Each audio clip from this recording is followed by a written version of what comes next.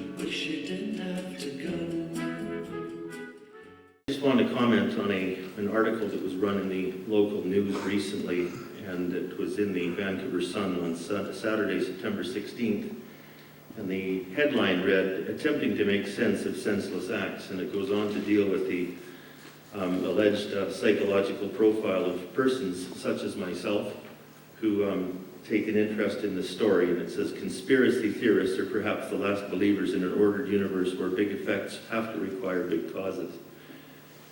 So I think that, some people read that, they agree with that, they think people like me are a bit odd, and some of my family would agree, yes, he's odd, but for different reasons. But I think that at least, if not by the halfway point, by the end of the evening, you're going to realize that we've stumbled onto something pretty significant and profound, and we didn't have to create or generate anything. We're not here to set forth any lies. In fact, we're here to dispel lies and myths.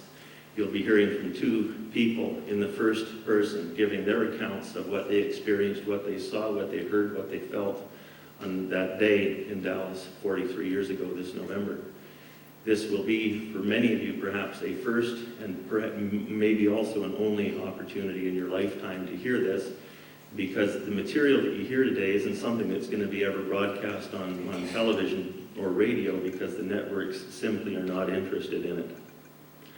And I had an experience with the Pacific Press about 16 years ago where one of their writers said, Mr. McSween, like all of the other sensational conspiracy theorists, lacks factual corroboration. Well, I'm going to let you decide by the end of the evening if I'm lying or if I'm telling you something that's perhaps sounder than anything you've heard before. And I don't mean just me, I mean the three that are, well, especially our two special guests. I have found that sometimes there's more amazing information on the assassination in books that have absolutely nothing to do with the assassination. And two such books are My 12 Years with John F. Kennedy, written by his personal secretary, Evelyn Lincoln, who was traveling in the motorcade November 22nd, 1963. And in one paragraph toward the end of the book, she says, there was a flurry of papers to be signed the last day of the year 1962 as we approached the new year, 1963, and the president took care of them all. I cannot forget, however, a newsflash that came over one of the press service teletype wires during that week of 1962 into the White House office, and it said, President Kennedy has just been assassinated while riding in an open, and then it goes, bust, bust, this is not at all true, we're just kidding, ha, ha, ha, ha.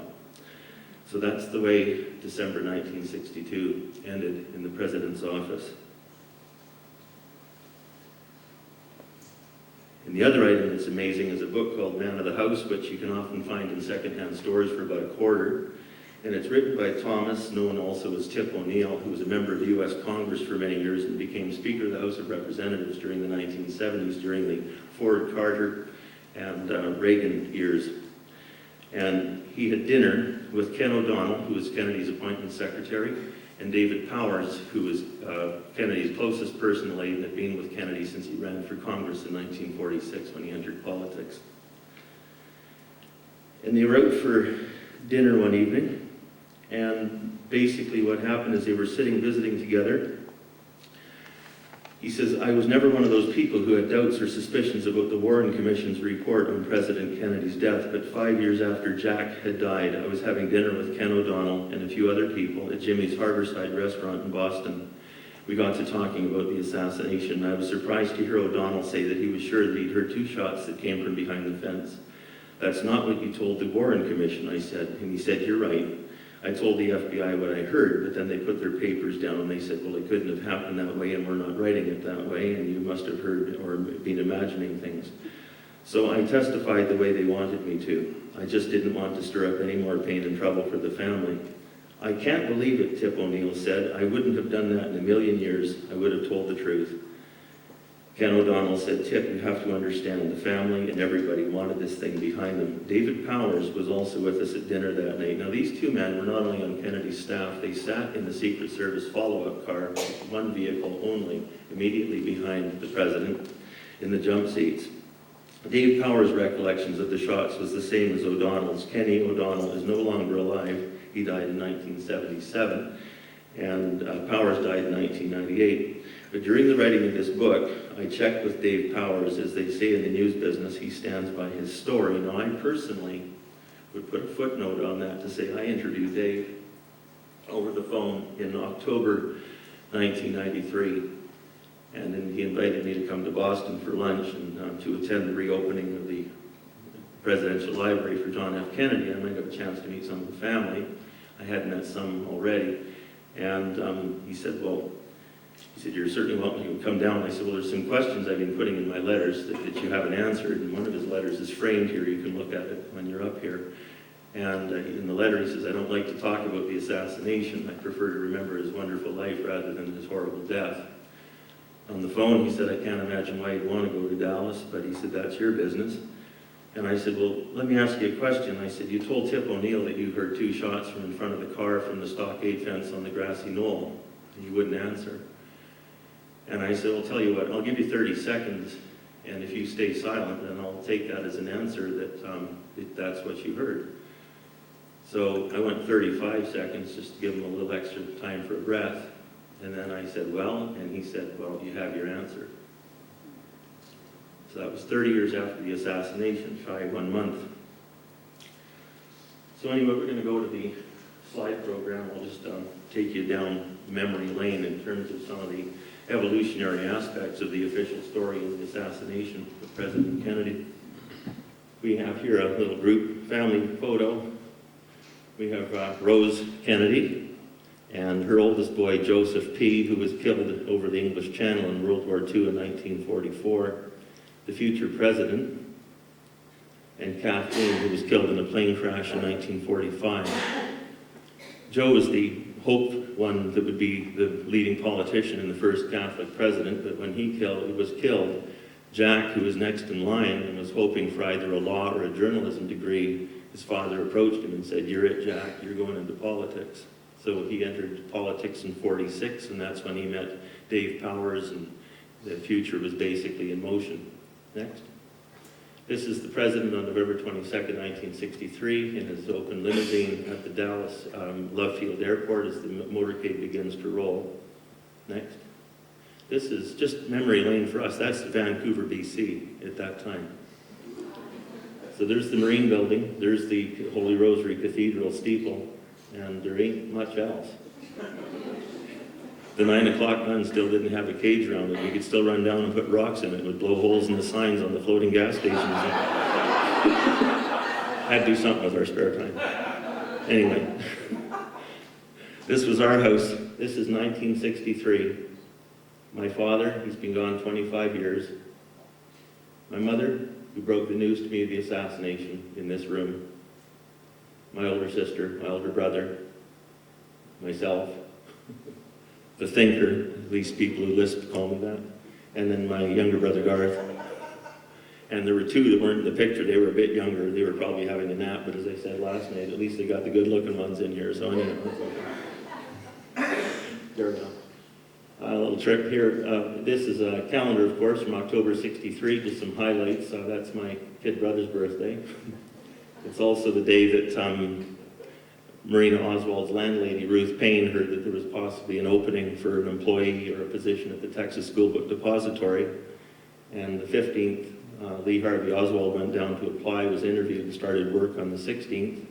17th was my birthday. It's also the day that the Beatles, an unknown root group to us at that time, went into a studio with George Martin and laid the tracks for I Want to Hold Your Hand. The 18th was Lee Harvey Oswald's last birthday. He was 24. 31st, President Kennedy gave his second to last televised press conference. That evening, he posed for pictures in the Oval Office with his children who were dressed for trick-or-treating. Go ahead. There you go. There's one of the discs that came out of October 17th, 1963. This is November. I won't go too fast, except Kennedy was in Tampa and Miami on these days. There was an alleged assassination attempt looming for him there, and so his motorcade was vetoed, and they helicoptered him into town. The 19th, he returned to the White House. The 20th was Robert Kennedy's 38th birthday, so they doubled up on a birthday party for Robert and had an open house at the White House for the Supreme Court. 21st, the President and Mrs. Kennedy left for San Antonio. They went to Houston. They flew to Fort Worth, where they spent the night at the Hotel Texas. Gave his 2 last speeches in the morning of the 22nd, one outdoors in the rain, one indoors at a Chamber of Commerce breakfast before flying to Love Field in Dallas for a noon luncheon at the motorcade. Get choked up. Anyway, yeah, the trademark. The 24th, Lee Harvey Oswald is shot and killed. The 25th, Lee Harvey Oswald, John F. Kennedy, and Dallas police officer J.D. Tippit are laid to rest. 29th of November, the Warren Commission is called into existence by executive order by President Lyndon Johnson. And so ended the month of November 63. This is the President in the Davis photo. They're rolling down Main Street here. His 1961 blue Lincoln and the 1956 Cadillac follow-up car. Clinton Hill on the front left running board, assigned to detail for Mrs. Kennedy. Code name was Lace. President Kennedy's code name was Lancer. Governor John Connolly and Mrs. Connolly. William Greer, who I portrayed in the X-Files, and Roy Kellerman, agent in charge of presidential car. Robert Hargis and B.J. Martin. This is the assassination site. As many of you are probably familiar with the general layout in the buildings. They haven't changed a lot there. There are some differences, but not really many changes. This is the area the president was traveling, the center lane. This is a one-way westbound street. The shooting started approximately when the car was at about the third painted line, coming down from the crosswalk, and ended in this area, approximately close to the bottom of these concrete steps which went up the knoll. In this area is a stockade fence or a picket fence that comes all the way down to the overpass, which I was standing on when I took this picture. This whole area in behind here is all railroad right-of-way. That's a significant bit of detail when you hear the police tapes pretty quickly here in a few minutes' time. Go ahead. So here's the overpass. Here's Elm Street, Main Street, and Commerce. This was a park that was built in the 1930s basically to serve as the gateway to the city. This is the Texas School Book Depository, the alleged assassin's position at the southeast sixth floor window, and this is obviously indicating where the president was hit. We've got Houston Street here. Motorcade came down, turned north on Houston, and then turned left to go west on Elm. Go ahead. Now, we have a bit of history. 3 shots were fired. It was first reported by Merriman Smith, who was riding in a news car a short distance behind the president, and believed his car was just entering into Dealey Plaza when the shooting happened. He was just coming on to Houston Street. Walter Cronkite faithfully broadcast this information, and did scores of other news agencies. But from that day on, planned or not, the 3 shots were fired story has been the key, quote, fact of the official verdict as set forth by the Warren Commission in their report of September 1964. Fact-finding programs have focused on whether it was possible for the rifle like the one that Lee Harvey Oswald was said to have used to be operated fast enough both to shoot and to cause the wounds sustained. I was asked on Canadian National News in November 1993 to dry fire one of my rifles, which I did on national television. They timed me with a stopwatch to see if I could fire 3 times in 6 seconds, and you'll find out why the 6 seconds is significant very shortly. However, this was an extremely questionable, unfair test for many reasons. Oswald's allegedly using a 1940 Mannlicher Carcano, 6.5 millimeter rifle. And what we talk about in terms of firing 3 shots, what I did on television was basically boom, boom, boom, boom. 3 shots. And yeah, you can do that in 6 seconds. In fact, mine I think was about 5 seconds. But there's a few problems. First of all, I've got no reason to be excited or upset other than the fact I'm on television. But I don't have any exploding ammunition in the gun. I'm not experiencing any recoil. I'm not shaking at all, and I'm not trying to reacquire a moving target going 12 miles an hour at a distance of about 300 feet, looking through a telescopic sight that's designed for a pellet gun, and it's about the size of a nickel. And this is all based on what we know about the Oswald rifle. So the test was extremely unfair, and of course, if the shells aren't going off, the brass isn't swelling any, you're not dealing with the bolt getting stuck or anything else.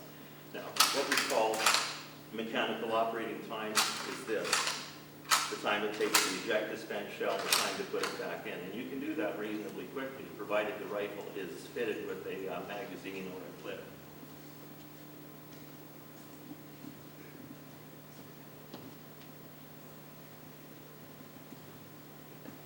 Many people assume or continue to believe that the whole essence of the story is the 3 shots were fired, and so a lot of these fact-finding shows go to great lengths and pains to try and reinforce in our minds that it was possible to do that. And some writers and some researchers have gone on to put together programs where it says, well, the shooting actually spanned 8 seconds or 9 seconds, so it was possible to maybe get 4 shots off. And as you're going to find out as well, that even 4 shots is not the situation at all either.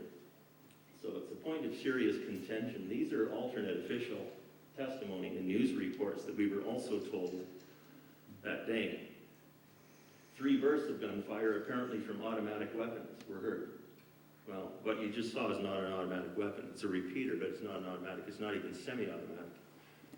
Source is Reuters news correspondent on the scene in Dallas Dealey Plaza, November 22, 63. I heard 1 or 2 shots, which were then followed by a whole volley of shots. Source, Secret Service agent Roy Kellerman, agent charged presidential limo.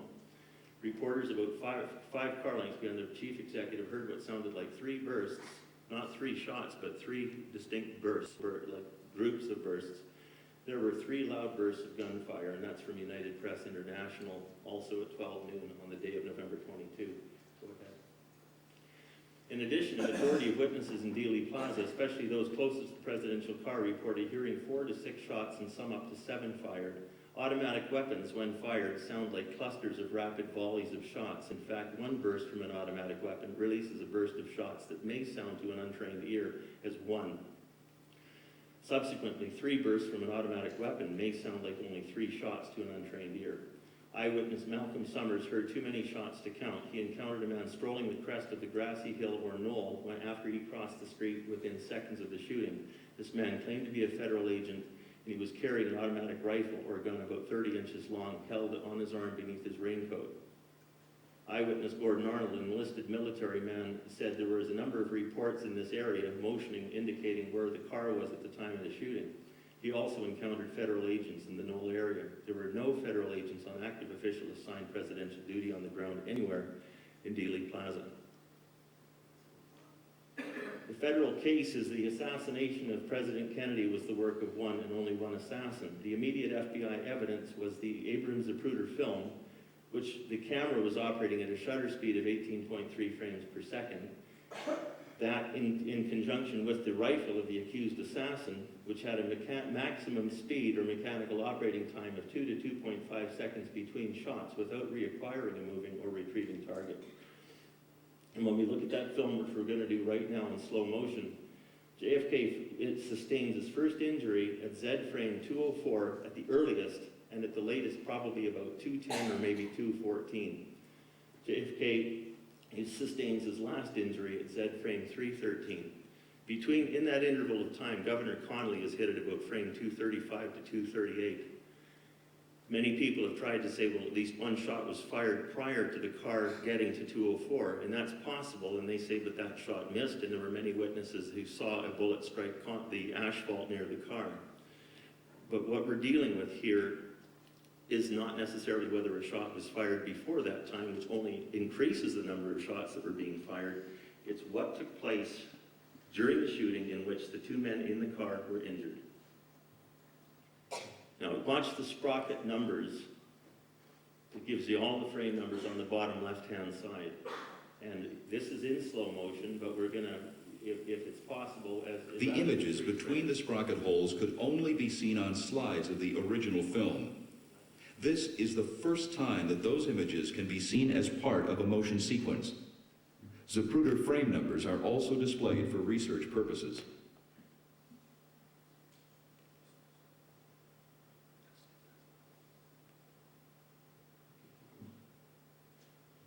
Just watch the frame numbers for 204, and we'll pause there. Good. Whoop.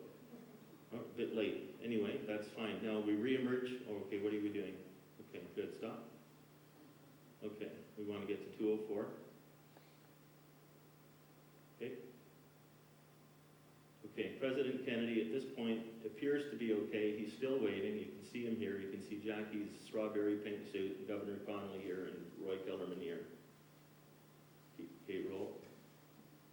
So that's the earliest he was hit, and he's obviously hit at this point. Now, the last shot is frame 313. Good. Okay, we can stop that and go back to the slides.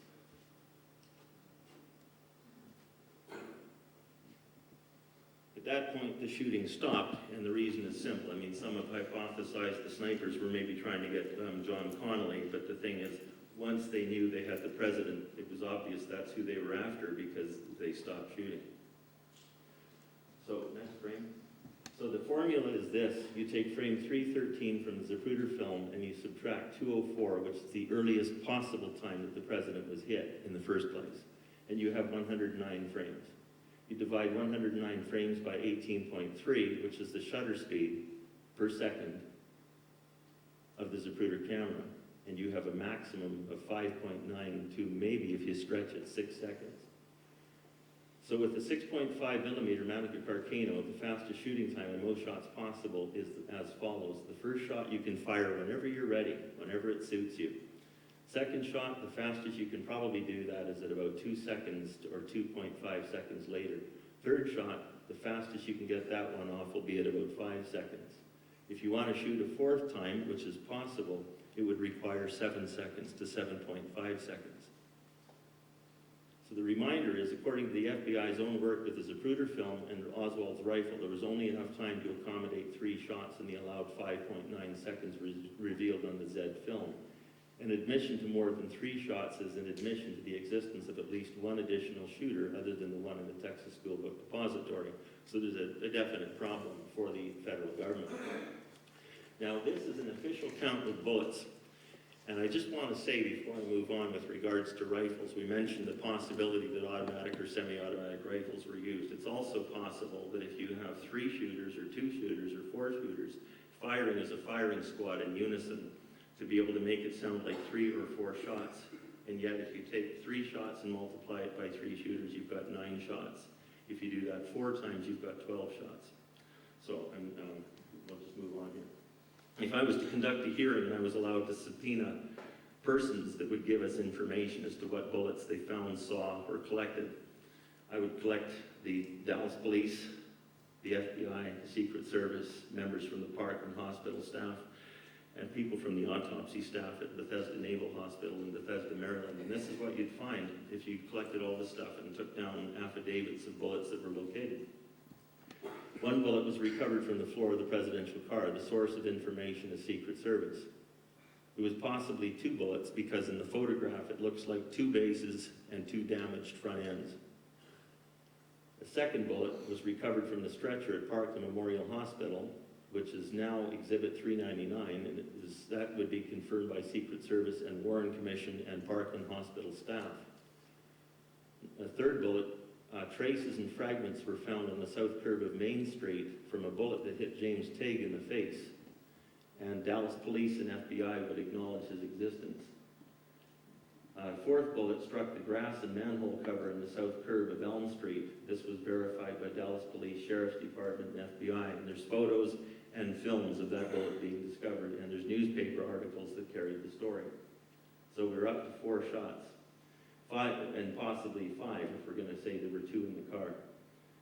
Number 5, recovered at autopsy, given to FBI agent Seibert and O'Neill, and entered into the report as, quote, a missile, not fragments, but a missile. That would indicate an intact bullet. That was collected at autopsy by autopsy staff. So the U.S. Navy and the FBI are aware of that.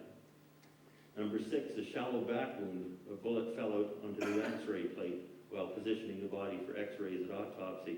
Source of information, U.S. Navy radiologist Gerald Custer. Now I want to point out that we haven't even talked about the headshot. So, move on. Roy Kellerman, special agent in charge of the presidential limo during the Kennedy years, rode in the front passenger seat of any car occupied by the president. He said, I heard 1 or 2 shots, which were then followed by a whole volley of shots. He later maintained his position before the Warren Commission with his opinion in light of the available medical evidence at the time. And he said, if President Kennedy had from all reports 4 wounds and Governor Connolly had 3, there have got to be more than 3 shots, gentlemen. Go ahead. In spite of his trained expert's opinion, the Warren report maintained there are 3 shots and 3 shots positioned. To admit to more than 3 shots was obviously a necessity to admit to more than 1 shooter. And this would have easily been corroborated by FBI evidence. Next. So the original count went like this. Shot number 1 struck JFK in the back of the torso. This is at variance with Secret Service testimony provided by Glenn Bennett. And shot number 2 struck John B. Connolly in the back of the torso. This squared with John B. Connolly's testimony as the second shot, squared with Nellie Connolly's testimony and Dr. Robert Shaw, the thoracic surgeon, and the medical staff at Parkland. Shot number 3 struck JFK in the back of the head, widely recognized as the last or final shot. Now again, this is an original official count. The problem was there was a third victim in the shooting, James Tague.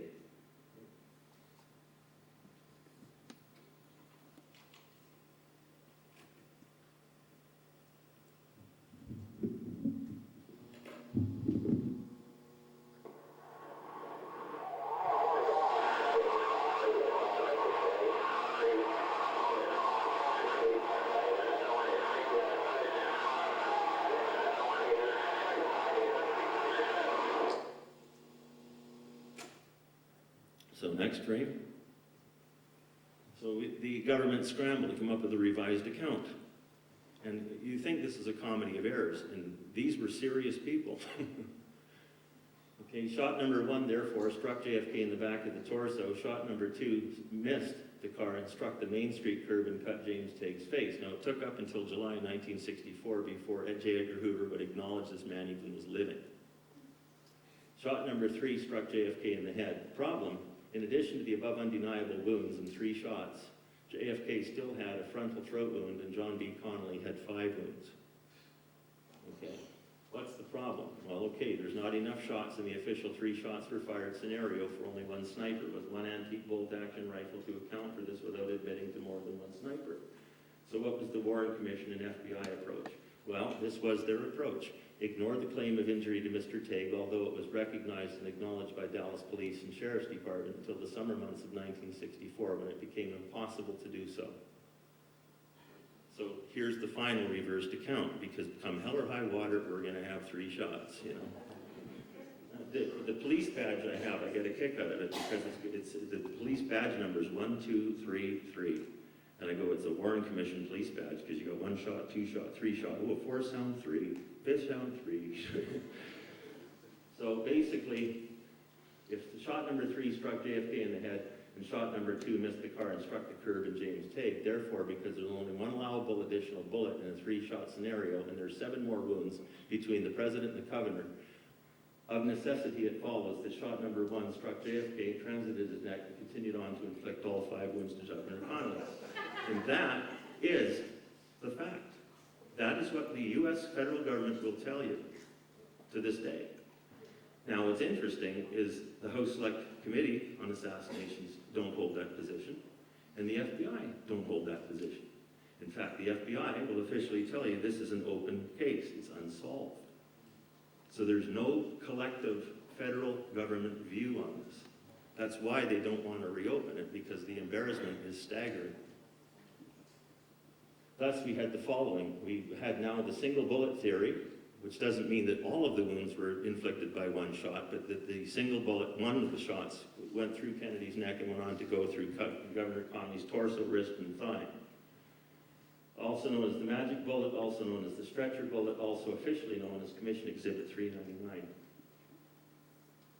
So here we show the Warren Commission reconstruction of the assassination in May 1964.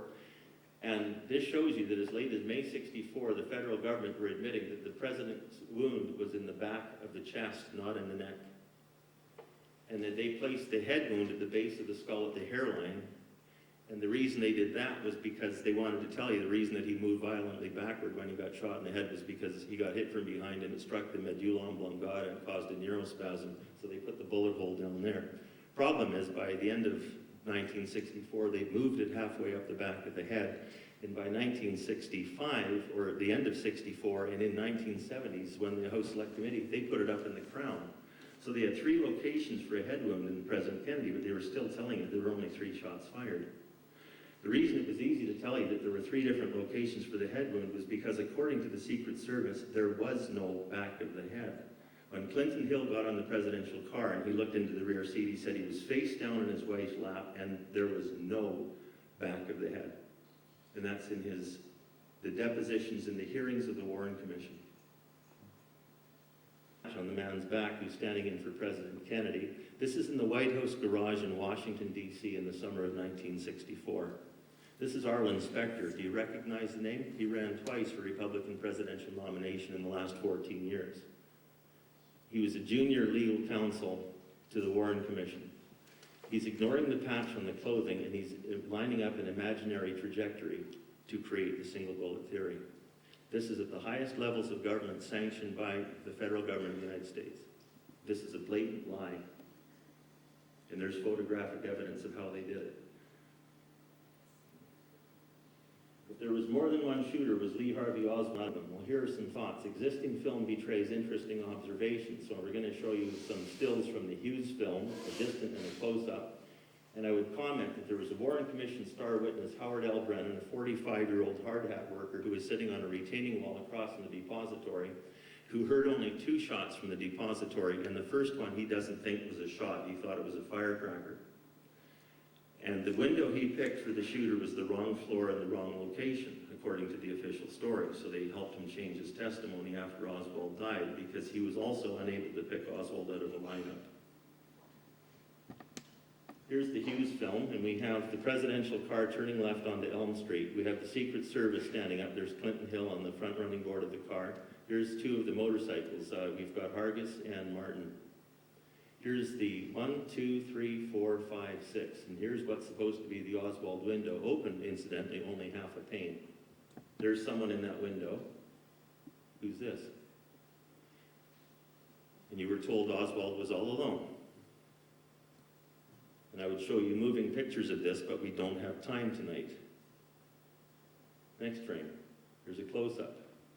There's a shirt and tie. There's a head and shoulders. There's a shadow of the head from the high noonday sun.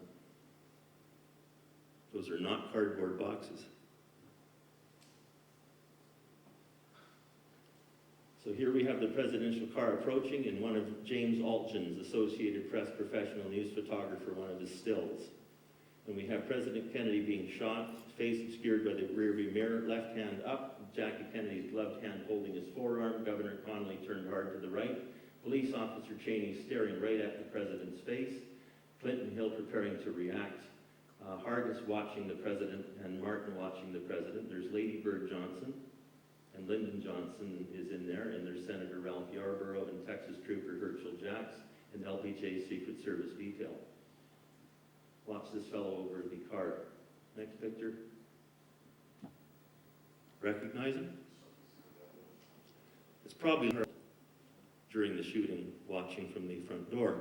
It might be Billy Lovelady.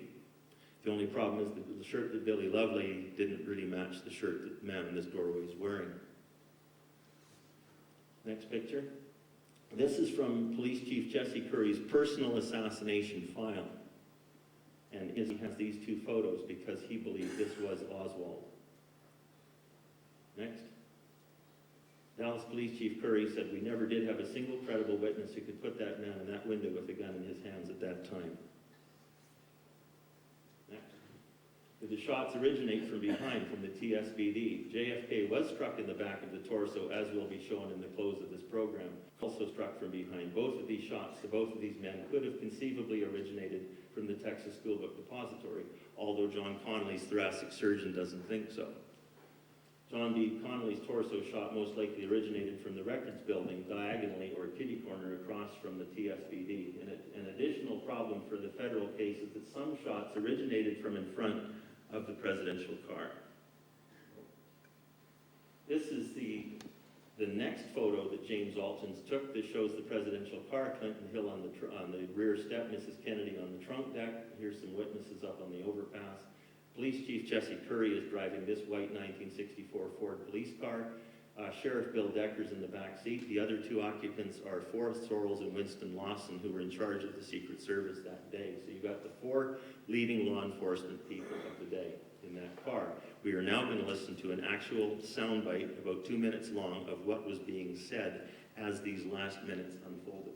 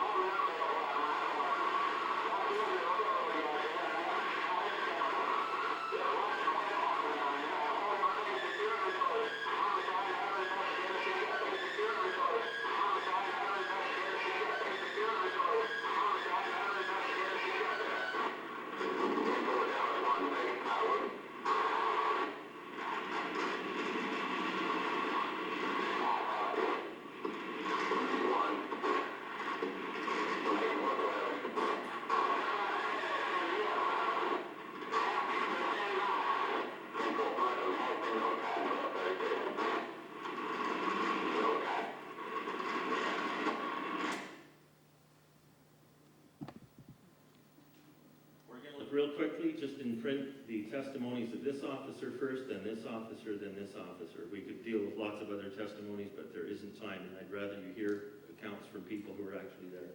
Let's look at this. Cheney said, I was watching the president leaning to his left, and then I saw the president struck in the face by the final bullet. TV News, November 22, 63. He was immediately beside the president at the rear right limo fender. Next, Bobby Hargis. At the time, I told the commission there was something in my mind that said they splattered with blood. I was just a little back to the left of Mrs. Kennedy. It says here, actually, where it starts, it seemed to me like his head exploded and I was splattered with blood and brain, the kind of bloody water. It hit me so hard that I thought at first I might have been hit. So, sorry, go back one. It says here, that this is from volume 6 of the hearings volumes of the Warren Commission report volumes. His location immediately beside Jackie Kennedy, left rear limo fender. Next. And B.J. Martin. Next. I found there were blood stains on the left of my helmet and other material that looked like pieces of flesh. It was also on my uniform, windshield, and motor of my cycle. Also from volume 6, page 292 of the Warren Commission hearings. 6 to 8 feet to Jacqueline and B.V. Kennedy's left, next to Bobby Hargis. This is Cheney over here, and we have Bobby Hargis here, and his motorcycle, fender, and windshield. And here we have the windshield of B.J. Martin. So we have this man see him get hit in the face, and we have these two people hit with debris. So, something like that. Okay. Here we've got Bobby Hargis off of his bike because he believes he's been shot, and the bike's rolling empty. There's Cheney. Douglas Jackson has gone on with the presidential car. There's B.J. Martin down here. There's Chuck Brem, his son Joey. There's Beverly Oliver. There's Gene Hill and Marianne Moorman, and the Newmans are over here, and the police are responding independently because they don't have portable patrolman radios the way they do now, and they're all reacting. They're looking this way, and these people are pointing that way. Dallas motorcycles escorting the president quickly leaped from their bikes and raced up a grassy hill. United Press International, source of data. I was standing in the middle of Elm Street from the southwest curve of Elm in Houston. He was right in front of the depository, this police officer, at the time of the shooting. I heard the shots and thought they were coming from bushes of the overpass. Traffic Officer J.M. Smith. This is from Dallas Police Chief Jesse Curry's personal assassination records. A deposition dated July 16, 1964. This is B.J. Martin. Immediately over here to the side, we have Chuck Brem's hands, because it takes seconds before you realize that, oh, you know, so he's still clapping here in the middle span of the shooting. Here's Senator Ralph Yarborough, and his testimony I'll mention briefly later as pertains to where he smelled the smoke of the gun. Next. There's the same man that was clapping Chuck Brem, his son Joey. He's not clapping anymore. And immediately behind him, next frame, is this young lady, Beverly Oliver. Photo taken October 63 in the bus station in Dallas, photo taken by Jack Ruby. This is a really neat lady, and I want to give her lots of time. She's just a tremendous source of inspiration for a lot of people, has brought a lot of happiness into our life as a family. She was portrayed by Canadian actress Lolita Davidovic in the Oliver Stone movie JFK, and I like the scene where Jim Garrison's character says to Beverly's character, he says, Beverly, come and testify. Let's have a round of applause for that.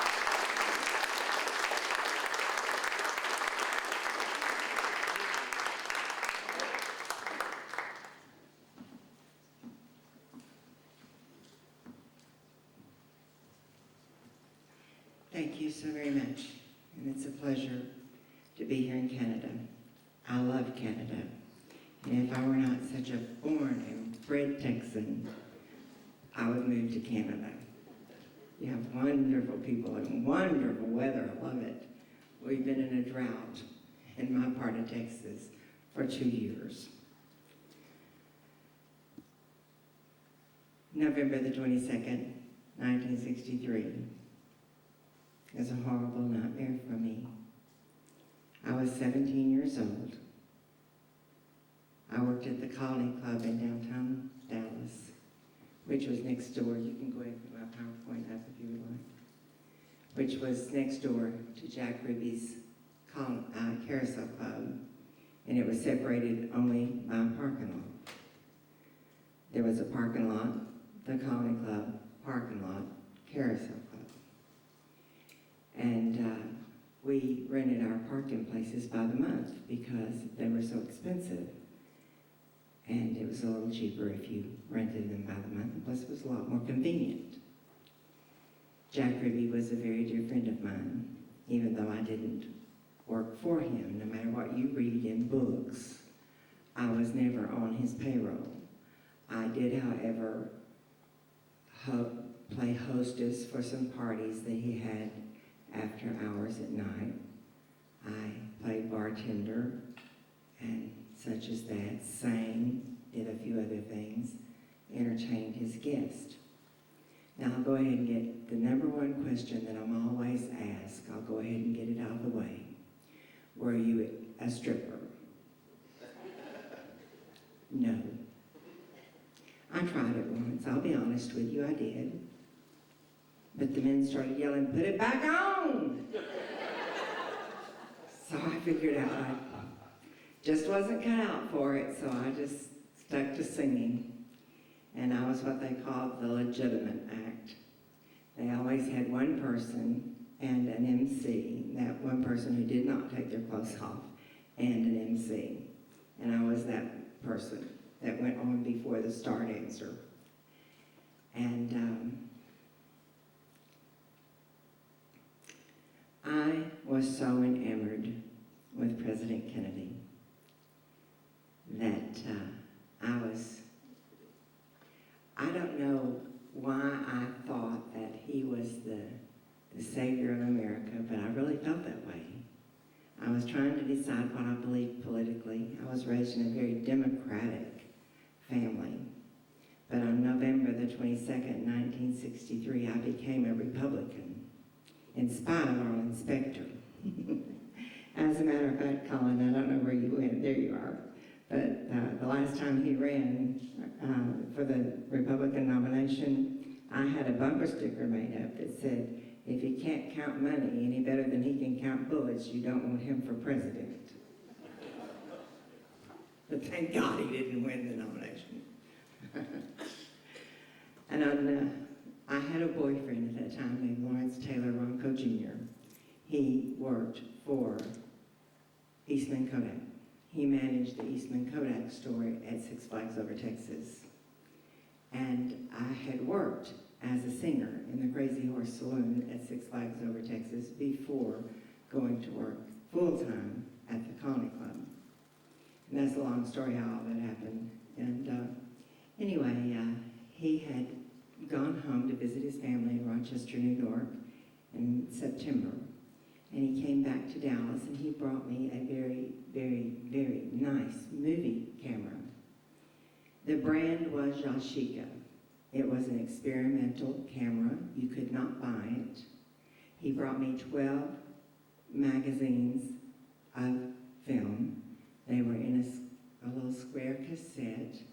And he brought me 12 pre-addressed envelopes that I had to send them to Rochester to get developed. Now, I can't see the crowd, but if there's anybody in here under the age of 40, you won't remember that back then you couldn't go to the store and leave your film and get them back in an hour. You had to mail them off, even if it wasn't an experimental camera. And I didn't visualize my film because they didn't have video cameras. It was a movie camera. Those are the days when we had LPs and 45s. I'm 60. We'll get that out of the way too. And this was a lovely camera. And I was so excited about getting to go down to take pictures and films of my president because I loved him dearly. This couple, now those of you who were alive at the time, you'll know what I'm talking about. They were so charismatic and they were so classy and they represented everything that I wanted to be when I grew up. And they had such a presence about them. And they were wonderful. And I was excited just to get to see them in a car. And the night before, I went to a party with Jack Ruby at the Cabana Hotel. Went out to dinner with him and some friends. And at 12 o'clock, it was about 12:30, I went on over to Fort Worth with some more friends to another party. And no, it was not the Cellar Club. For those of you who are readers on the assassination, it was not the Cellar Club. Had nothing to do with the assassination, so I'm not going to talk about it because it's none of your business. But the next morning, I went back to my parking lot where my car was parked. And by the way, I had on a dark wig, which we'll discuss that later. I'll show you some pictures. And because I wore all different colors of hair back then. I wore pink hair, green hair, blue hair, purple hair, black hair, red hair, green hair.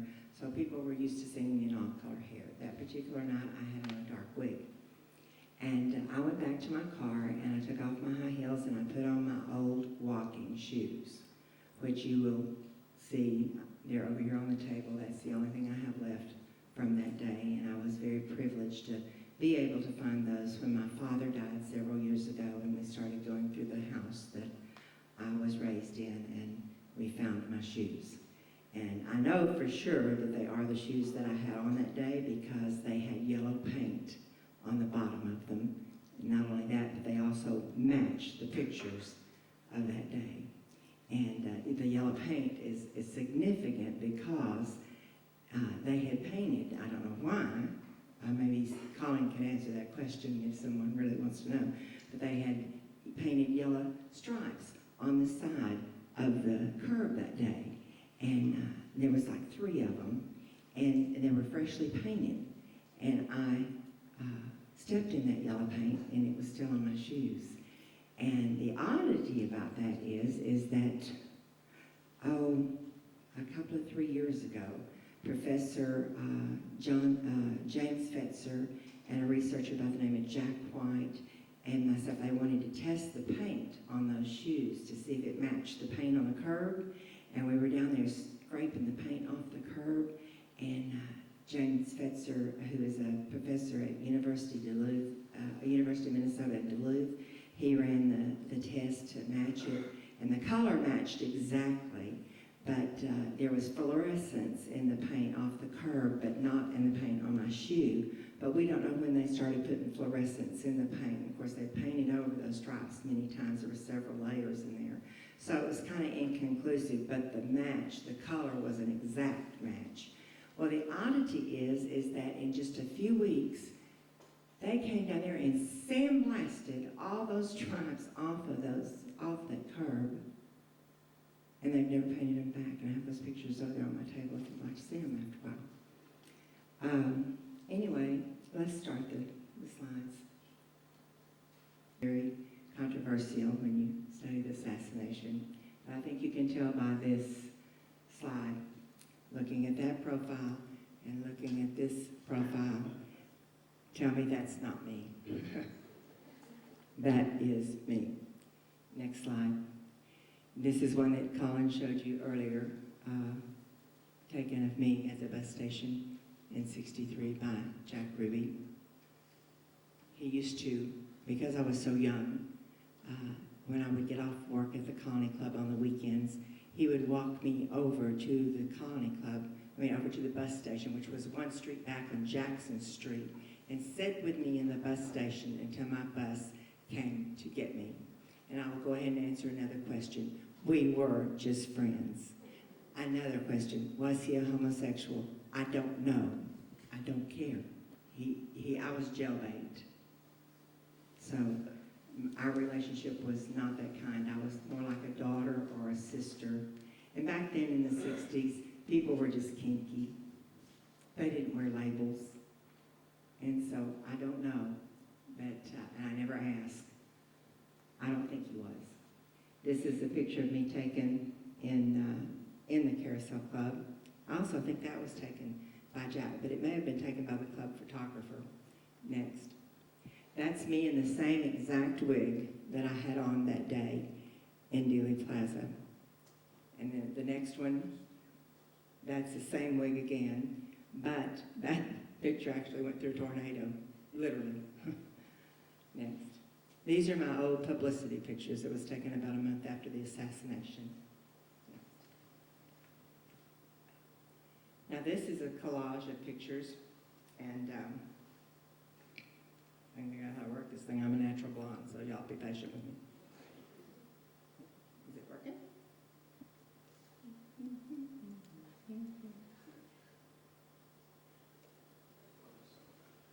There we go. Try this one. Try this one. There were three and only 3 shots from that laser pen. All right, that's me just sitting in Santa Claus's lap. This is my first husband, George Albert McGann, who was the alleged leader of the Dixie Mafia, who was himself killed in 1969 in a gangland slaying. He was shot in the back 4 times and in the abdomen once.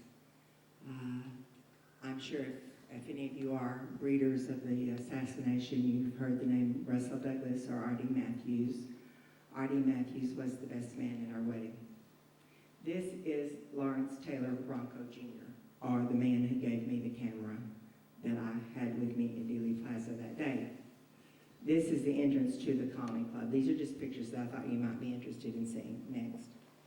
This is another picture of Lawrence Taylor Bronco Jr. This is me. And this was taken out on the line at the Cabana Hotel, which I'm sure you read a lot about in reading the assassination stories. Next. This is the picture that you saw, and I just took this to show you again that I also believe that that is Lee Harvey Oswald standing in that doorway. Number one, you saw the shirt a while ago that he showed you the comparison pictures.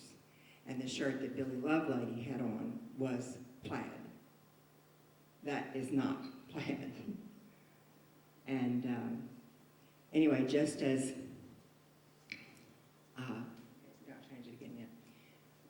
I was standing down there that day, and I had gotten there in time to make sure that my camera was working. I did not start out that day intending to go to Dealey Plaza. I started out that day just to get pictures, to get a film of the president. And I started walking west on Commerce Street, and I kept looking down every side street trying to find a place where I could get up close enough to the curb to get a picture, to get films of my president. But there was such a crowd down there. I'd never seen such a crowd in downtown Dallas, not even on Texas OU weekend. But there was a horrendous crowd down there, and you couldn't even get close enough to see the president, let alone take a film of him.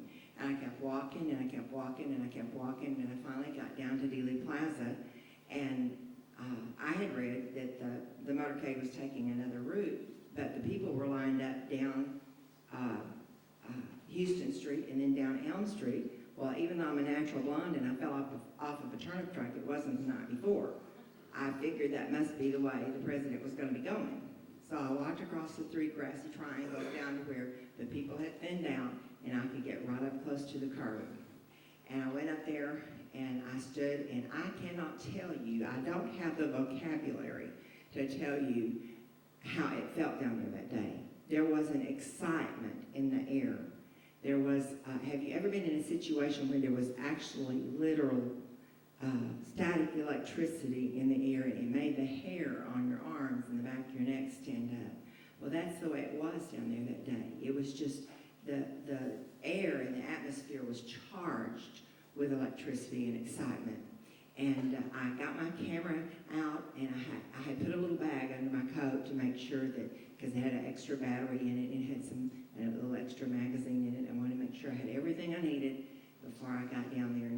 And so I made sure the camera was in working order. I took pictures of the crowd, took pictures of the building. It was all working just fine. And just about, I just got through doing that when I heard the people start cheering as the president started down Main Street. And you could hear the people, and they were yelling, and they were cheering, and he got closer, and he got closer, and the closer he got, the bigger the chill bumps got. And you could hear him as he turned onto Houston Street, and the people started screaming and yelling and cheering, "Mr. President, Mr. President!" And he gets on, and just as he turns onto onto Elm Street, and that's about when this picture was taken, just a look. And I started filming next. See, Mrs. Kennedy, at this point, has not really realized that he has been shot. Mr. Conley has turned around. He's heard something. Mrs. Conley has heard something. But they still haven't realized that he's been shot. They know something's wrong. But they haven't realized the severity of what's going on. And this is Jean Hill just beginning to come into the frames right here. Okay.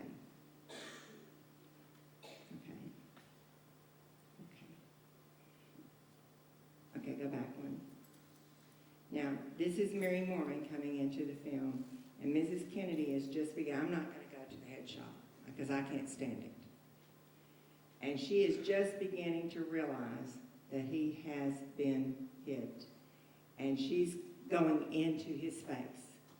Now, at the time he was shot, she was in his face like this. And she said, "Oh my God, he's been shot," or "he's been hit." We could not hear the last word. I don't know to this day whether it was shot or hit. Now, whoever hit him, whoever shot him, had to be an expert marksman.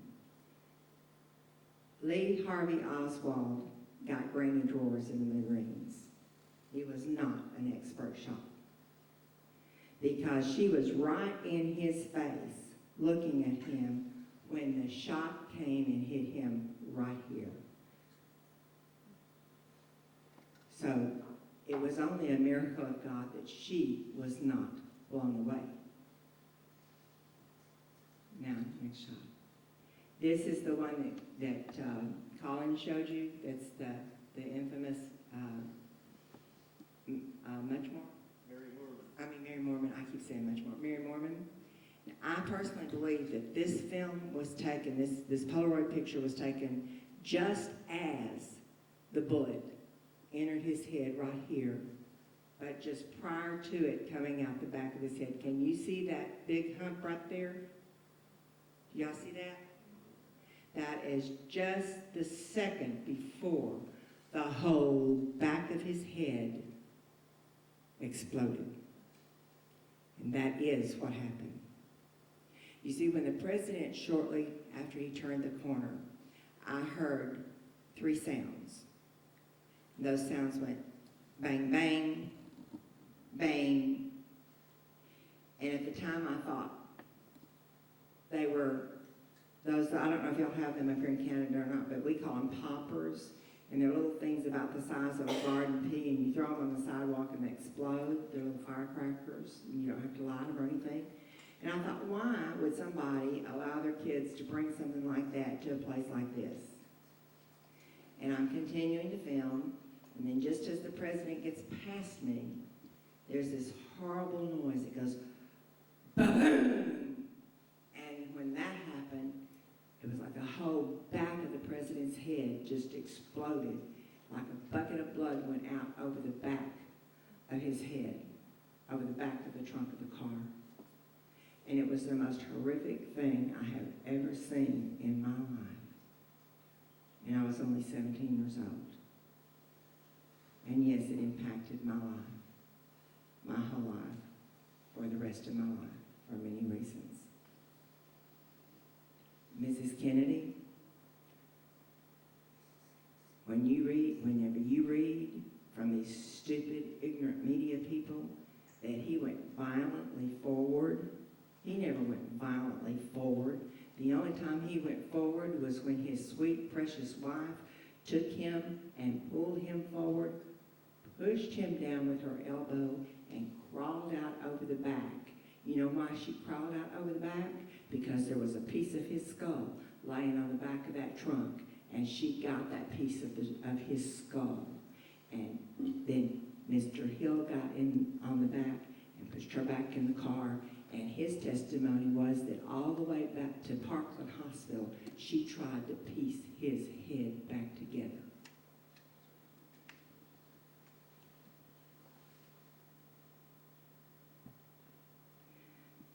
That's That's what happened to our president, November the 22nd, 1963. And it did not happen at the hands of a lone nut assassin named Lee Harvey Oswald. Next. This is me standing here. Colin showed you that earlier. Right there. Mary Mormon, Gene Hill, Chuck Graham, his son, the Newmans, people starting to run toward the grassy knoll. Next. This is the book depository building. This is a slide that was taken just seconds after the assassination by Phil Willis. This is the sixth-floor depository building where it is supposedly the sniper's nest, and you can very plainly see that that window is half closed. Now, that window faces Elm Street.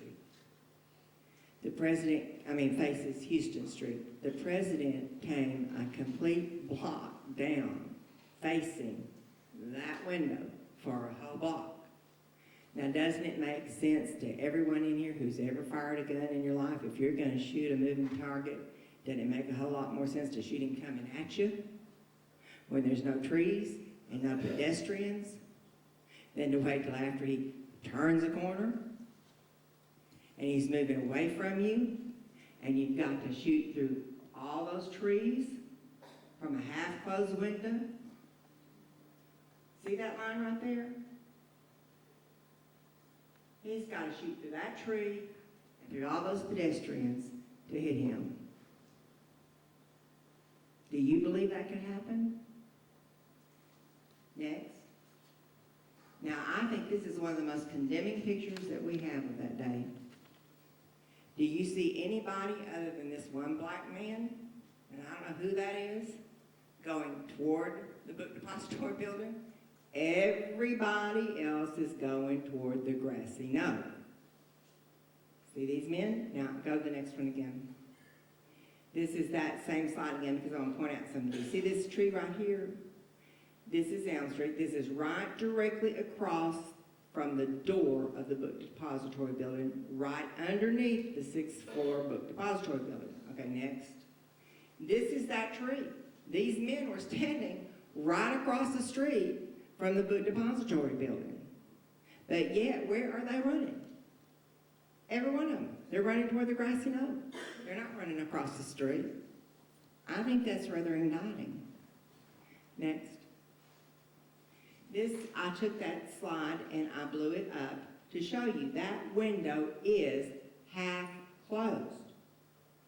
There is no way that you can take a rifle and get this kind of a shot out of that window. It's not going to happen. Next. This is those men as they got further on down the grassy knoll, and that's me still standing there. And the reason why I was standing there is I was in shock. I could not move. Evidently, I was in the line of fire. If the shots came from where we think they came from, I was in the line of fire. But I absolutely froze in shock.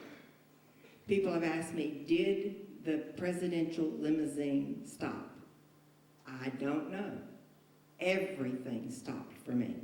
And I don't know how long I stood there literally frozen with my camera right here and I could not move. I don't know. But finally, next, I went across the street because I wanted to see what was going on. Next. And this is me standing across the street. You can see my camera bag that I did have under my coat, and at some point in time I took it out because I was afraid my battery was going down. This is my camera. It was not a slide camera. If you read about maybe the Babushka Lady was somebody from somewhere with a slide camera, you can see my viewfinder right there, and you can see my shoes with the yellow paint, and those shoes are sitting right over there on that table. And I'll be happy to put them on and show you they're my shoes. And you can see, show the next slide. I took it and blew it up because that part of the hill, which is, I have a tendency to walk the back of my shoes down, and I have toes that curl up on top of each other. My foot's kind of a little deformed. And so I make this funny looking crease in my shoes. And it's right over there on those shoes too. Okay, next. Now, I didn't go to work on the 22nd. I couldn't. I just could not make myself do it. I was sick. My mom drugged me out of the bed because she doesn't drive, and she wanted to go down and see the flowers. So I had taken a sleeping pill, but I drank enough coffee to get up and drive her down there, and took my still camera and took some pictures, which they're over here on this blue display board over here. They're right up there, that I took that day of the flowers. My mother was really worried about me because I was drugging myself and staying in bed. And the next day, the same thing. Saturday, she made me take her down to see the flowers again. That was her excuse for getting me out of bed. And there's a picture of my mom standing where at that time I thought the shots came from. And then Sunday, I wake up and I turn on the TV, and the most amazing thing, there was Jack Ruby on national television, and he had killed a man. But there was even an odder coincidence to that story, and that is that 2 or 3 weeks before that, that man, Lee Harvey Oswald, had been in the Colony Club, in the Carousel Club, sitting at a table with him and Jada, and he introduced me to this man as my friend Lee Oswald with the CIA. Now, when I first told people that, they thought I was crazy. But of course, now we know that Lee Harvey Oswald was an operative of the CIA. And I'll talk to you more about that in a little bit when I come up to an article. An FBI memorandum, the 25th of November of '63, and it says, one of the 35mm color slides depicted a female wearing a brown coat, taking pictures from an angle which would have undoubtedly included the Texas School Book Depository building in the background of her pictures. Her pictures were evidently taken just as the president was shot. Approximately 5 other individuals in the, and I don't know what that word is, were taking pictures at the time. Now, the odd thing about this document, this memorandum from the FBI, is that was sent out the morning of the 25th. I went back to work the evening of the 25th. I arrived at the club at 7:30 like I always did to get prepared for the first show. Our club was a 2-story, it was on the 2nd story. And you went up a flight of stairs, there was a landing, another flight of stairs, and when I opened the door, I noticed 2 men standing on that landing. But I wasn't concerned because a lot of times people would wait on that landing for their party to catch up with them. But as I approached that landing, the taller of the 2 gentlemen stepped forward and he said, "Ms. Oliver," and I said, "Yes." He presented me with FBI identification, and he said, "We understand that you were at the grassy place," he did not call it Dealey Plaza, taking a film, or he said pictures actually, of the president when he was killed. I said, "Yes, sir, I was." He said, "Have you had the film developed yet?" I said, "No, sir, I haven't." He said, "Where's the film?" I said, "It's in my camera." He said, "Where's your camera?" I said, "It's here in my makeup kit." He said, "Well, we want to take those film and get them developed, and we want to look at it for evidence, and we'll get it back to you in a few days." Well, laying next to that camera in my makeup kit was a Prince Albert can full of marijuana. In 1958 or 59, Candy Bar, a very famous stripper, was arrested and sentenced to 15 years for less than a half ounce of marijuana. So I very gladly gave him the film. I handed him my camera, he took the film out. No matter what you read, he did not keep my camera, he gave my camera back to me. But in 1977, our storage building was broken into and the camera was stolen. Next. Now, in 1970, I think it was, I don't remember exactly what year it was, a man named Gary Shaw, who is a very famous researcher, one of the first researchers into the Kennedy assassination, brought me 4 mug books. He asked me to go through this mug book and pick out people that I knew and recognized in connection with the Kennedy assassination. When I got to a man, he was in the 3rd mug book, I said, "This is the man who took my film." He said, "How sure are you of that?" I said, "I am 100% sure this is the man that took my film." Well, it was Regis Kennedy of the field office of New Orleans, Louisiana, and he was dispatched that day to come and work in Dallas to investigate the assassination of President Kennedy. And he is the man that took my film. Now, in 1979, a man named John R. Woods requested my film through the Freedom of Information Act. And this is a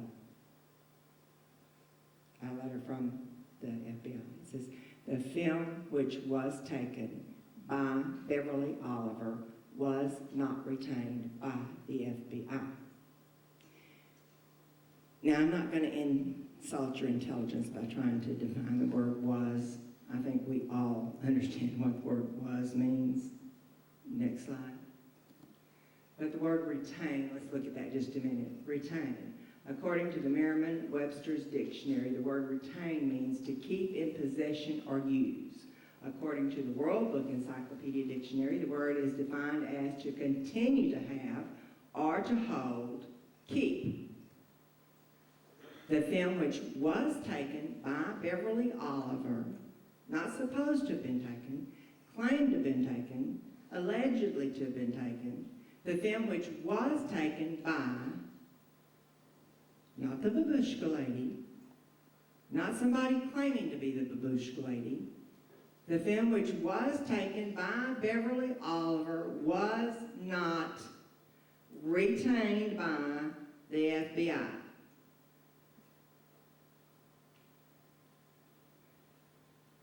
Am I dumb? Or does that tell you the same thing that it tells me? They know I took the film. They had the film. They might have run it across the hall so they could say they didn't retain it. But they dadgum sure know where it is. Is there anybody out there who don't agree with that? Huh? Okay, next slide. This is the cover of a Texas Monthly magazine. This is Gary Cartwright. He is a very well-known and respected investigative reporter. And he, back in the late 60s and early 70s, was a lone nut assassination believer. Boy, he believed Lee Harvey Oswald acted alone and you were not going to convince him of anything else. Next. However, I don't remember when this was written now, but back whenever this was written, he changed his mind. This, I think, was in the 90s. He changed his mind. And he wrote this: "My friend Bud Shrake." Now, Bud Shrake was the main squeeze of our ex-governor that just died, Ann Richards. So these are not lightweight people. These are pretty heavyweights. "My friend Bud Shrake, who shared an apartment with me on Cole Avenue in the 1960s. I can't see all of that. Anyway, you can come read it up there in that book if you want to, but to make a long story short, they were roommates, and people from the Carousel Club came and hung out at their pool. And he was reminded by Bud Shrake about a very well-known stripper, a very unforgettable stripper, it says in that article. An unforgettable stripper named Jada came by after the assassination and told them about meeting Lee Harvey Oswald in Jack Ruby's club. And while they were having drinks, the singer from the Colony Club next door, Beverly Oliver, came by and was also introduced. And as far as I'm concerned, that is total vindication for me and who I am. Next. This is a man, Timo T.A. McConan. He is from Finland. He is the Geraldo Rivera of Finland. And he came to my home in Ranger, Texas about 10 years ago now. And he brought me some pictures that he said he took off of a movie film. And I don't understand the whole story. Now, I do have to tell you this. I cannot vouch for the veracity of this because I am not a researcher. I am just sharing with you what happened to me down there that day, what happened to my film, and the search for my film, okay? This man came and he said that he felt like he had found my film. And he showed me 4 pictures that I had never seen before. But like I said, I don't read these books, and I know this may sound silly, but I have hopes that someday, because this is still an open murder case on the books of Dallas, Texas. You see, you'll hear from Aubrey Rike in a little bit about how the body of our president was literally stolen from the officials in Texas. And it is still an open murder case. And I'm hoping that someday I get to get on a witness stand and swear to tell the truth, the whole truth, and nothing but the truth, so help me God. And I want it to be what Beverly Oliver saw, heard, and felt, and not what I read in somebody's book or heard about somebody's theory. I want it to be my story. So I don't read the books. This is the first time I have ever heard Colin McSween's presentation. I have heard Aubrey before because what I saw and heard has nothing to do with what Aubrey did. But I do not go to these symposiums and sit and listen to everybody. I just will not do it because I don't want my mind convoluted with what everybody else thinks. Does that make sense? Okay, so this guy comes to my house and from Finland and he brings me these pictures. Okay, next. This is, I'm going to show you this first because a lot of people say this came off of the Nix film, Orville Nix's film. Okay, but Orville Nix was standing right here. This is Houston Street, this is Main Street, this is Commerce, this is Main, and this is Elm. Orville Nix was standing right in this area. I was standing right in this area. Okay? Next. This is the film that he brought me. But the most astounding thing about this film, besides that I'm not in the frames, do you see anything right up there? Anybody see anything up there? Next. Now watch that little figure as we change.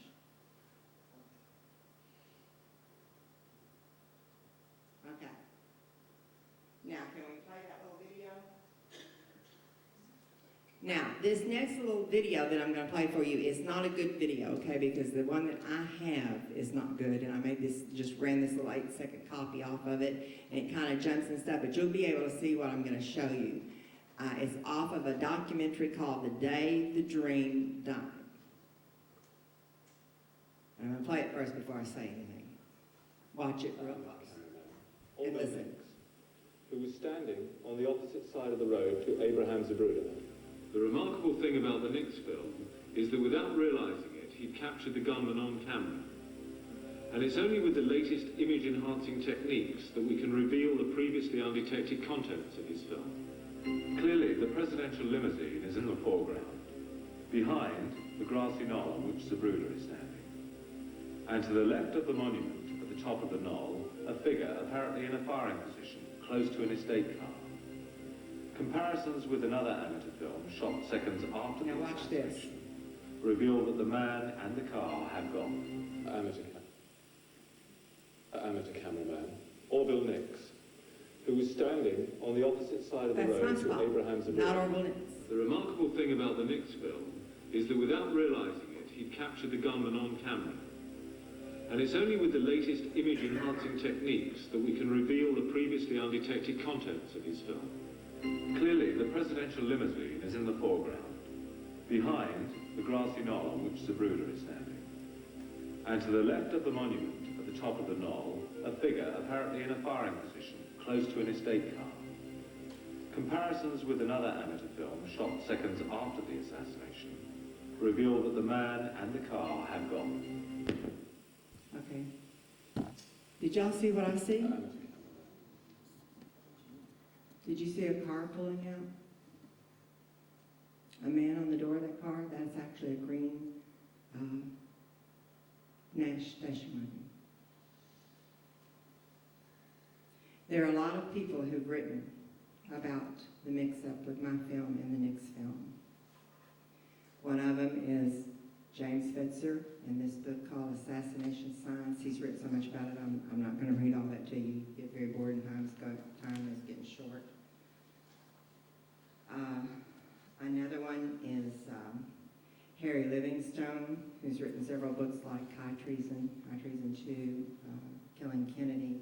He said Nix photographed the motorcade as it approached the triple underpass. Nix photographed the left side of President Carl with Kennedy in the foreground. He said, this is clearly not the Nix film, whose headshot sequence began long after Kennedy stopped waving, and the Nix film is 6.5 seconds long. Once again, we have a trail of evidence left by the FBI. Bloody Treason by Noel Twyman, page 149. The Nix film is of very poor quality. I don't think that film that you saw, the first part of it, not the second part where the car's leaving, but the color part, I don't think that's such poor quality. It's a very poor quality and of limited use in any analysis. The page 150, the quality of the Nix film is so poor that it is not possible to make good judgments about body movements and head turns or explosions of the head. Page 151. The Nix family would later reveal that they were suspicious that the film had been altered while it was in possession of the FBI. Okay, go ahead, right for you. Next. That's the stuff I've already covered. Now, a lot of people ask me why I think the president was killed. There's many reasons why I think that he was killed, and that's why it's hard to nail it down. But there's two reasons I want to share with you why I think was important reasons that he had, one of the people in power felt that he had to be done away with. One is in America we have a thing called the Federal Reserve Bank. One of the things that the president was doing was he was doing away with the Federal Reserve Bank, and he took Federal Reserve note off of our money. This is a $1 Federal Reserve note. See right there at the top it says Federal Reserve Note. Next. And he put United States notes on our money. He was giving the money back to the United States people. The Federal Reserve note, the Federal Reserve Bank is not owned by the federal government. It's owned by a private entity. We do not own our money. Next. This is a $5 United States note. All three of these monies are 1963 issues. And the people in power did not like the fact that he was doing away with the Federal Reserve Bank. Next. This is one of the most precious times that I've experienced because of being a witness to the assassination of President Kennedy. If you go to his grave, it is roped off and you can't go back there. My daughter, Pebbles, stand up. This is my daughter, Laura Leandra Massagee. We call her Pebbles. And she was with me that day, as well as my husband, Charles Massagee. And they would not let them go back there, but they let me go back and kneel on his grave and place flowers on his grave and have a time of mourning and grief. And they do allow me to do that, and I'm very grateful for that. Next. But one of the most powerful reasons that I think that our president was killed was because of Vietnam. My book, Nightmare in Dallas, is dedicated to the Vietnam soldiers, those living as well as those who gave their lives. That was such an unnecessary war.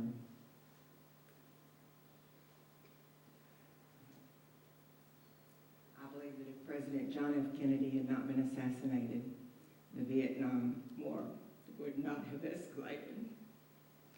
And therefore, 58,000 American dead heroes' names would not be on a wall in Washington, D.C. When you go in that monument in D.C., there are name after name after name of dead people that gave their life in Vietnam, and that's not counting other countries, and that's not counting our men and they're missing in action that we don't even know what happened to them. That's the ones that we know where they are and what happened to them. And you see, President Kennedy had issued the order that we were going to start bringing people out 10,000 a month. And the first thing that Johnson did as president was escalate that war. And I pray every day for God to bless and protect all of the troops fighting today. I hope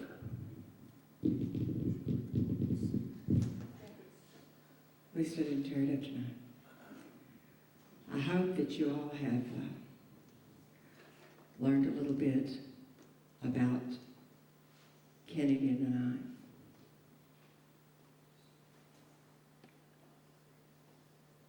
A little bit about the assassination. A little bit about who we are and who we are as a country and who we are as a nation. Because you see, January the 22nd, 1963, not only changed America's history, but it changed the history of the world. And if we do not stand accountable for our past, we cannot move forward as one nation under God, indivisible, with liberty and justice for all. President Kennedy's self-claimed favorite song is one that I'm invited to sing every year, and I do just about every year, at his memorial service in Dealey Plaza on November the 22nd. And they stopped the service at exactly the time he was killed. And I sing this song. And I can think of no more appropriate way to end my part of this program than to share it with you.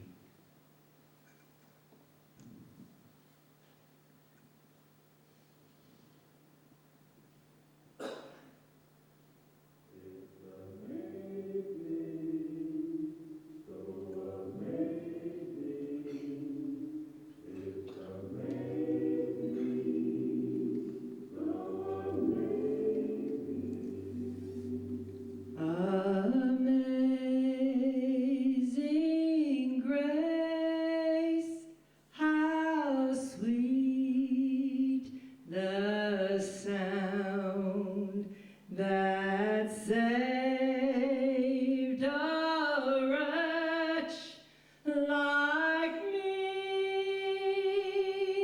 I once was lost, but now I'm found. Was blind, but now I see. Through many dangers, toils, and snares, I have already come. His grace hath brought me safe thus far, and grace will lead me on.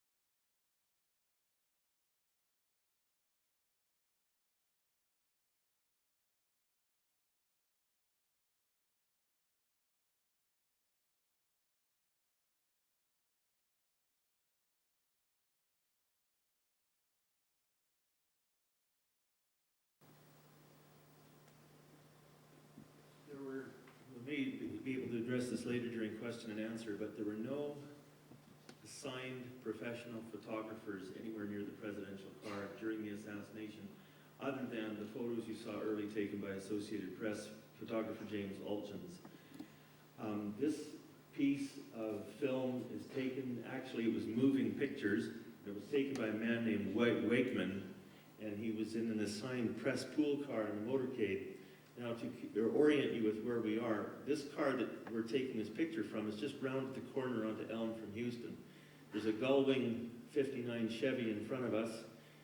The car ahead of it is about a 63 Mercury, and it was a closed sedan used by the Secret Service detail assigned to the Vice President. So this car over here is the fourth car behind President, or rather the third car behind President Kennedy. President Kennedy's car is still in the plaza, quickly zipping under the railroad underpass or overpass, and you can see the flag flapping furiously on the fender, and you can see the Secret Service agent on the trunk deck. This is smoke. And this is arising from the fence. It's blowing outward from under the trees and into the air, and the smell of it has basically already peppered this area. In the car in front of this one, in the rear seat of the car in front of this one, Texas Senator Ralph Yarborough said that you could smell the air was rich with gunpowder as we got closer down the hill toward the tracks. Now, if you were to see the moving pictures, and I have that on a DVD, but not with me, you would never be able to pick this out, because this man was so anxious to capture something on his camera that he was panning as fast as he could. And watching this footage, when you see the footage, if you ever get that opportunity, you can't really make sense, I would say, of about 8/10 of what's in that film. So Robert Groden, who's a photographic wizard, managed to get some freeze frames out of that footage, and this is what he discovered approximately 14 years ago. And this is what was noticed by the eyewitnesses on the overpass. They all saw this. And so did the people in this area. And this is largely, in addition to the reaction they saw of the president's body, even those who could no longer see the president, this is what they were reacting to when they all moved toward the overpass, or toward the grassy knoll. Next. I want to show you something very strange that we're going to break. Police Chief Curry, who gave his orders, and you had it earlier, to move into the railroad overpass, and Decker, who gave his orders to secure the entire railroad right-of-way until homicide and other investigators should get there. They get to Parkland Hospital, and they set up a command post. And what you're going to hear now is a sound bite that is proof that someone at headquarters usurped authority from the chief of police and ignored his orders.